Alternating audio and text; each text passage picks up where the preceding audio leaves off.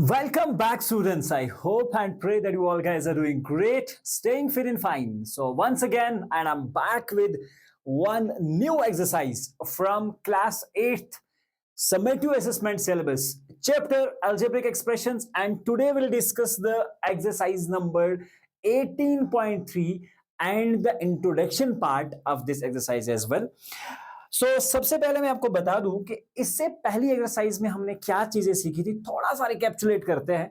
हमने सीखा था basically how to multiply a monomial with a monomial, यानी कि एक ऐसा पॉलिनोमियल या एक ऐसी अलजेब्रिक एक्सप्रेशन जिसमें सिर्फ एक टर्म होगी और एक टर्म को एक टर्म के साथ कैसे मल्टीप्लाई करते हैं। लेकिन अब इस चैप्टर के अंदर, इस एक्सरसाइज के अंदर हम सीखेंगे कि अगर आपके पास एक मोनोमियल है और उसे आप एक बाइनोमियल के साथ मल्टीप्लाई, एडिशन, डिवाइड करेंगे तो क्या सिनेरियोज रहते हैं। यही सारी कंडीशन है, तो थोड़ा सा ध्यान रखते हैं। सपोज मेरे पास एक मोनोमियल है ए और इसे मैं एग्जैक्टली मल्टीप्लाई करने जा रहा हूं एक बाइनोमियल के साथ, that is basically a plus b. अगर यहां पे आप देखें तो ये डिस्ट्रीब्यूशन नजर नहीं आ रहा आपको, हमने ऑलरेडी ये रेशनल नंबर्स के अंदर पढ़ रखा है। तो अगर इसे यहां ध्यान रखोगे, ए को अगर मैं ए से मल्टीप्लाई करता हूं it will be A square, plus अगर इसी ए को मैं बी के साथ मल्टीप्लाई करता हूं I am getting a b. ठीक है, तो यही तो कहानी है, एक बाइनोमियल को एक मोनोमियल से मल्टीप्लाई करने की। अब कंडीशंस यहां पे भी वो सारी फॉलो होंगी कि सर अगर लाइक टर्म्स हैं उनका क्या सिनेरियो रहेगा, अनलाइक टर्म्स हैं तो उसका क्या सिनेरियो रहेगा। हमारी एक्सरसाइज के अंदर सारे क्वेश्चंस हैं जिसमें हर तरह के पैटर्न्स एक्चुअली बताए गए हैं। तो डायरेक्टली हम स्टार्ट करते हैं विदाउट टाइम वेस्ट किए हुए एक्सरसाइज पार्ट को। ध्यान रखिएगा बहुत अच्छे से, हमारे पास एक सिचुएशन दे रखी है, carry out the multiplications of the expressions in each of the following pairs. आपसे बोल रहा हूं, बहुत सिंपल कहानी है, कोई नई जिसे हम बोलेंगे नई स्टोरी तो है नहीं, बहुत सिंपल है। ध्यान रखिएगा, हमारे पास है बेटा 4p, ठीक है, और इसे हमें मल्टीप्लाई किसके साथ करना है बेटा, q प्लस आर के साथ। यही चीज तो मैं अभी आपको समझा रहा था। अगर मैं 4p को q के साथ मल्टीप्लाई करूंगा तो आंसर क्या आएगा बेटा, 4pq, और 4p को अगर मैं r से मल्टीप्लाई करूंगा तो 4pr। यही चीज तो हमारे पास आनी थी, समझ रहे हो। अगर यहां से दोनों जगह से if you just want to take 4 common तो अंदर में आप ऐसे pq प्लस pr को भी रख सकते हैं। सो दिस अब टिल अगर आप एग्जाम में यहां तक भी पहुंच गए तो आपका आंसर जो है बेटा वो करेक्ट हो जाएगा। तो चलिए शुरुआत करते हैं नेक्स्ट पार्ट की। नेक्स्ट पार्ट में क्या है बेटा, ए बी को ए माइनस बी से मल्टीप्लाई करते हैं। ए बी है मेरे पास बेटा, और अगर इसे मैं ए माइनस बी के साथ मल्टीप्लाई करता हूं तो देखिए कहानी क्या रहेगी, ए बी इंटू ए, ये हमारा पहला स्टेप हो जाएगा। बीच में माइनस है तो माइनस रहेगा। ए बी को मैं बी से मल्टीप्लाई करता हूं, ए बी इंटू बी, ये वाली कहानी हो जाएगी। देखिए ये वाला ए और ए अब मल्टीप्लाई होंगे तो आंसर होगा ए स्क्वायर बी, माइनस है बीच में तो ए इंटू बी स्क्वायर कितना हो जाएगा आपके पास, ए बी स्क्वायर। कहानी बहुत सिंपल और बहुत आसान है। यहां पे भी आपको चेक करना है क्या ये लाइक टर्म्स है। देखिए ए का पावर स्क्वायर में है, ए का पावर सिंगल में है, तो लाइक टर्म्स तो बनते नहीं, तो मतलब ये वाला आंसर जो है आपका लास्ट वाला रहेगा। तो चलिए करते हैं तीसरा पार्ट।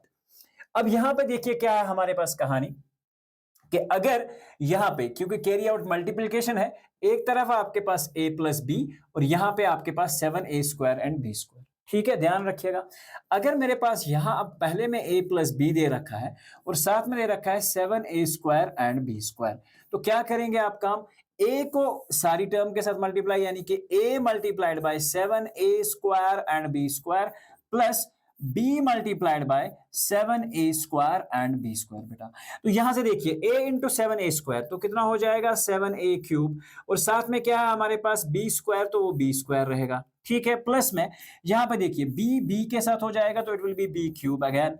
तो यहां पे देखिए और साथ में क्या बचा हमारे पास 7a स्क्वायर, तो ये रहेगी हमारे पास कहानी। ठीक है, बहुत सिंपल और बहुत इजी सिचुएशन है, बहुत ध्यान से करिएगा। ए स्क्वायर माइनस 9 इंटू 4a, फिर से वही वाली कहानी, a square minus of 9 into 4a। बेटा ध्यान रखना, ए स्क्वायर को पहले 4a से मल्टीप्लाई करते हैं, a square multiplied by 4a and then minus of 9 multiplied by 4a। बेटा तो यहां पे देखिए ए स्क्वायर इंटू 4, ए से ए को मल्टीप्लाई हो जाएगा, ए क्यूब हो जाएगा, साथ में बचेगा 4, तो कोफिशिएंट को हम पहले लिख लेते हैं, माइनस 9 4 जार बेटा 36 और साथ में बचेगा बेटा ए, तो आंसर आपका आएगा 4a क्यूब, यानी कि ये 4 को a स्क्वायर से करेंगे तो 4a cube minus 9a square, तो ये आपके पास एग्जैक्टली 9 मल्टीप्लाइड बाय 4, ओके, तो यहां पे 9 इंटू 4 है, okay, I hope I have written the minus 9 into 4, okay, 4a into minus 9, बिल्कुल सही, 36a आपके पास जो है वो आंसर आएगा, ठीक है, okay. Now moving with the next part, आपके पास है p q plus q r plus r p multiplied by 0, and you know anything multiplied by 0 is exactly equal to 0। तो अगर ये 4p क्यू आर पी को भी हम 0 से मल्टीप्लाई करेंगे तो आपका आंसर बेटा इस केस में रहेगा 0। समझ गए बात को? चलिए अगला पार्ट करते हैं। अब यहां पे क्या है कहानी, बहुत सिंपल सी सिचुएशन है। फर्स्ट एक्सप्रेशन को आपको सेकंड एक्सप्रेशन से मल्टीप्लाई करना है और यहां पे बेटा आपने प्रोडक्ट लिखना है इसका। देखिए ए को अगर मैं ए बी और सी के साथ मल्टीप्लाई करता हूं तो यहां केस समझिए, एक मोनोमियल को एक ट्राइनोमियल से मल्टीप्लाई हो रहा है, तो ए इंटू बी बेटा ए बी हो जाएगा, प्लस ए इंटू सी बेटा ए सी हो जाएगा, प्लस ए इंटू डी बेटा ए डी हो जाएगा, कहानी खत्म। ठीक है, उसके बाद x plus y into minus 5y, और यहां पे बेटा सिंगल 5xy के साथ मल्टीप्लाई हो रहा है, तो मतलब हर एक टर्म के साथ आपको मल्टीप्लाई करना पड़ेगा। 5 इंटू एक्स स्क्वायर वाई, तो ये आ जाएगा आपके पास 5x स्क्वायर वाई, बीच में अगर प्लस वाई से मल्टीप्लाई करते हैं तो यहां पे बचेगा 5xy स्क्वायर, और लास्ट में है 5 इंटू माइनस 5, तो हो जाएगा -25, साथ में बचा xy, तो ये आपका सोल्यूशन हो जाएगा।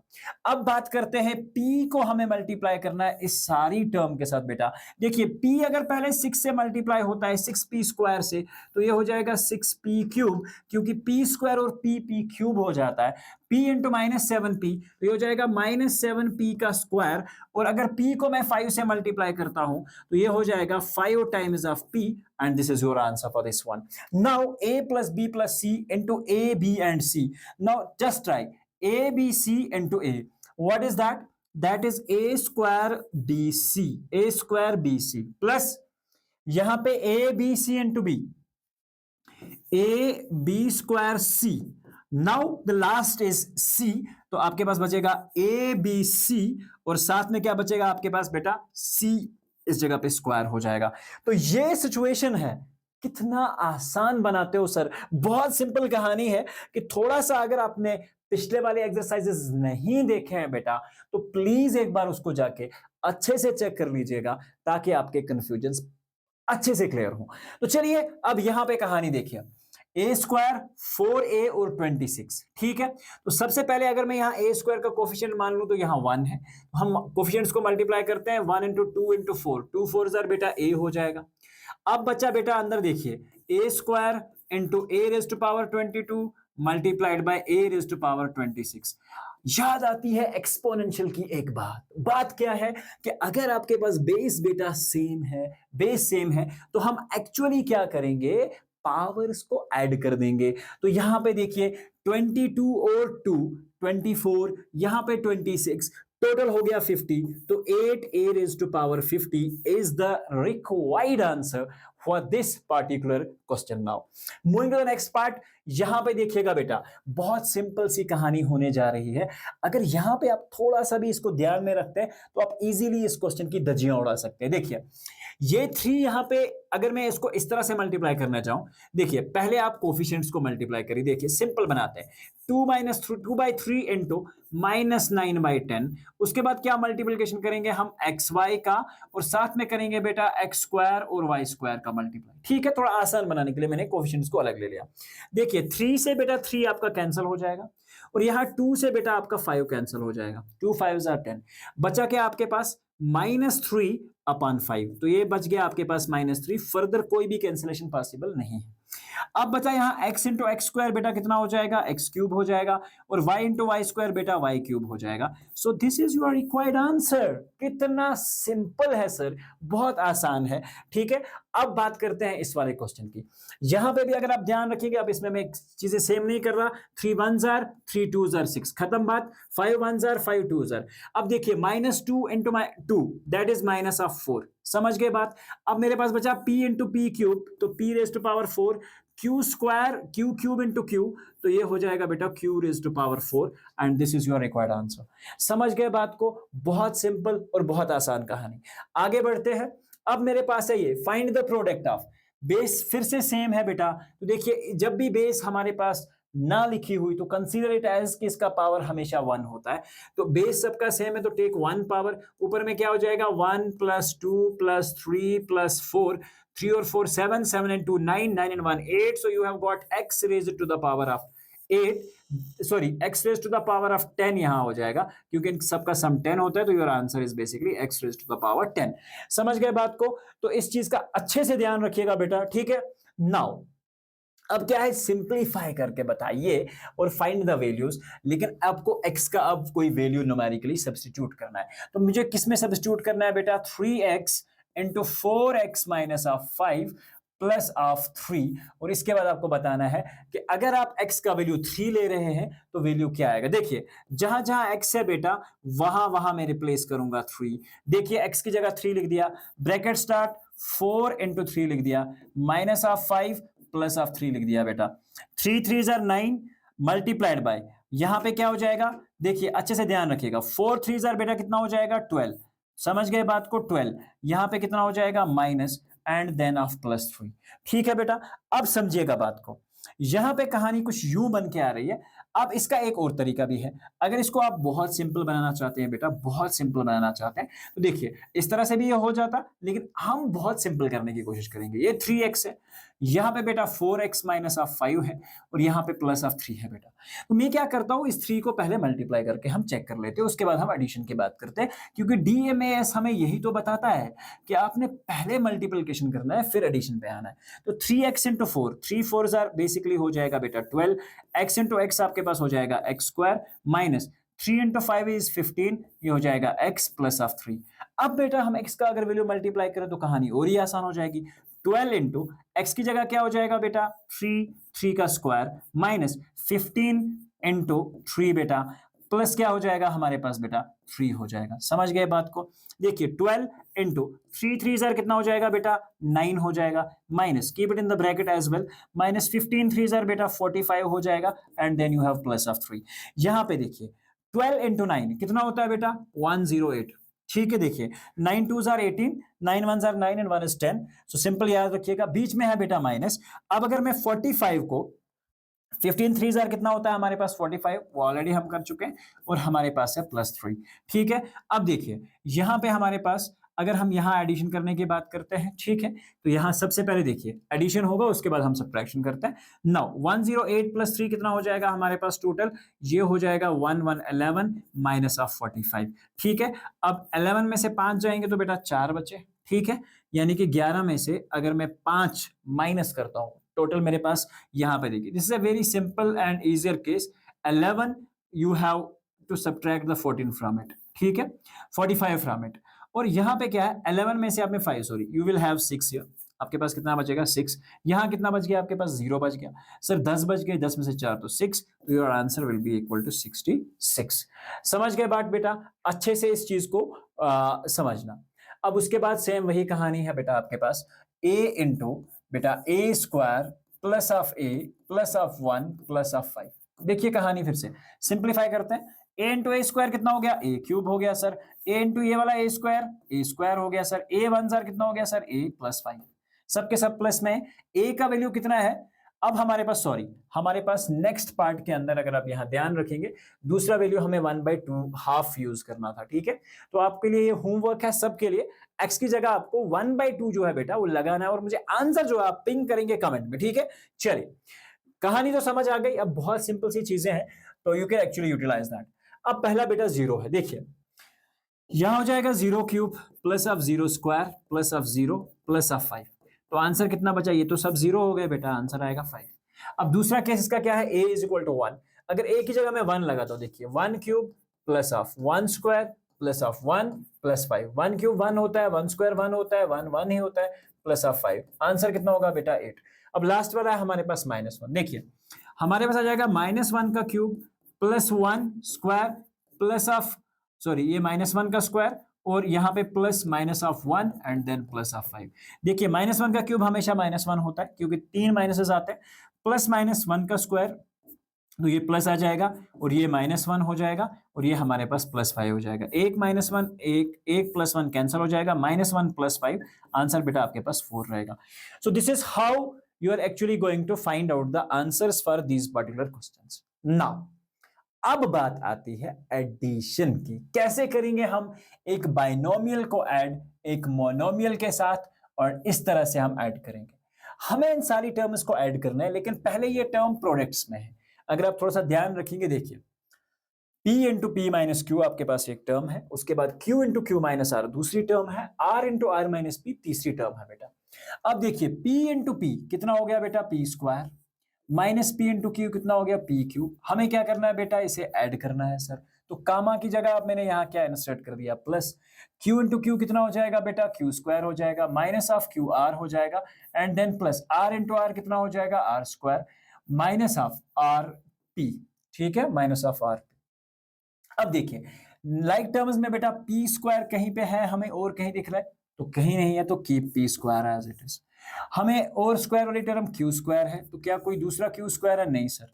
उसके बाद बेटा आर स्क्वायर है, तो ये सारी टर्म्स है, इसका कोई भी कंबाइंड टर्म आपके पास नहीं है। आपके पास अब बचा minus p q minus of q r and minus of r p, and this is actually going to be the answer of this particular simple question. समझ गए बात को? चलिए अब यहां पे क्या है बेटा? देखिए ध्यान रखिएगा बहुत अच्छे से, बहुत सिंपल सी कहानी है। अगर इनको आपने ऐड करना है तो पहले इनका सिंप्लीफिकेशन हम करते हैं। 2x इंटू जेड कितना हो गया बेटा? 2xz minus of 2x square minus of, यहां पे देखिए 2xy। ठीक है, एंड देन उसके बाद plus 2yz minus of 2y square minus of 2x and y, क्योंकि ये 2y और ये x, मैंने x को पहले लिख दिया, y को बाद में लिख दिया बेटा। तो यहां पे देखिए 2xz 2xy 2yz और 2xy। देखिए -2xy यहां पे भी है और -2xy मुझे यहां पे भी आ रहा है। 2y स्क्वायर और कहीं पे भी मुझे y स्क्वायर एग्जैक्टली नहीं मिल रहा। इस केस में भी मैं देख रहा हूं तो 2y स्क्वायर मेरे पास सिर्फ ये एक ऐसी कंडीशन है जहां पे है। देखिए हम क्या काम करेंगे, यहाँ पे सबसे पहले 2xz की ही बात कर लेते हैं। मैंने 2xz देखा, कहीं पे xz आपको और किसी कॉम्बिनेशन में नजर आ रहा है तो नहीं, तो आपका ये टर्म ऐसे ही रहेगा 2xz। अब आगे बेटा हम -2x स्क्वायर पे, क्या x स्क्वायर की कोई और टर्म आप बोल रहे हो? सर बिल्कुल भी नहीं है। उसके बाद 2xy, क्या xy की और कोई टर्म है? देखिए -2xy -2 माइनस माइनस होता है प्लस, सिंबल कैरी करेगा माइनस का ही, -4xy। ठीक है, तो ये दो हो गए। अब है 2yz और 2y स्क्वायर। उसके बाद हमें इसे लिख सकते हैं +2yz and minus of 2y square. इनमें कोई कॉम्बिनेशन नहीं है। बेटर तरीका ये है कि आप स्क्वायर वाली टर्म्स को पहले भी लिख सकते हैं, लेकिन यस अगर आप यहां पहुंच गए तो बेटा आपका आंसर यहीं पे समाप्त हो जाता है। समझ गए बात को? अब देखिए अगर मेरे पास ये वाला सिचुएशन है, इसमें एक्चुअली हमें क्या करना था? लास्ट वाले में हमें ऐड ही करना था। ओके, तो इसमें हमें एक्चुअली सब्ट्रैक्ट करना है। सबसे पहले हम सिंप्लीफाई करते हैं टर्म्स को। देखिए ये L की टर्म है हमारे पास, ध्यान रखिएगा 3L। अगर इस L को मैं अंदर मल्टीप्लाई करता हूं, you will get 3L square minus of 3LM। Okay sorry, यहां पे हो जाएगा, देखिए ये 3 को जब 4 से मल्टीप्लाई करेंगे तो 3 4 आर बेसिकली बेटा हो जाएगा 12। L और M that is b LM। अब 3L बाहर है, 5N है। ठीक है, 3 5 आर प्लस 15 LN। ठीक है, प्लस में, क्योंकि यहां पे सॉरी सब्ट्रैक्शन है।